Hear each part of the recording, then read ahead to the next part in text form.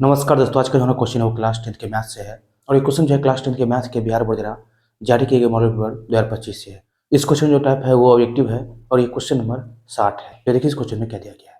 यहाँ देखिए question number 60 में दिया गया है कि एक्स अक्ष और वाई अक्ष के प्रतिच्छेदन बिंदु को कहा जाता है। क्वेश्चन बोला गया है कि एक्स अक्ष और वाई अक्ष के प्रतिच्छेदन बिंदु को जो है क्या कहा जाता है वो बताइए। तो इसमें जो सबसे पहला ऑप्शन है वो है केंद्रक।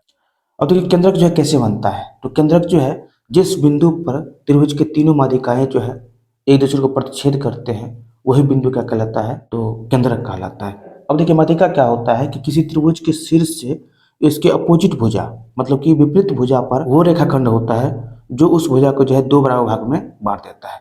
इसी तरह से ये माध्यिका भी जो है इस त्रिभुज के इस भुजा को जो है दो भागों में बांट दिया है और ये माध्यिका भी जो है इस त्रिभुज की इस भुजा को जो है दो बराबर भागों में बांट दिया है।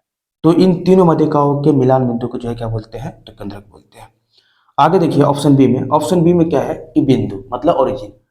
अब देखिए एक्स अक्ष और वाई अक्ष के प्रतिच्छेदन बिंदु को जो है कहा जाता है ओरिजिन मतलब मूल बिंदु। मूल बिंदु मूल बिंदु 0,0। तो हम लोग का जो आंसर हुआ वो क्या हुआ, तो ये ऑप्शन बी। लेकिन फिर भी हम लोग समझते हैं आगे। ये देखिए अब आगे है लंब केंद्र। लंब केंद्र को जो अंग्रेजी में बोलते हैं ऑर्थो सेंटर बोलते हैं।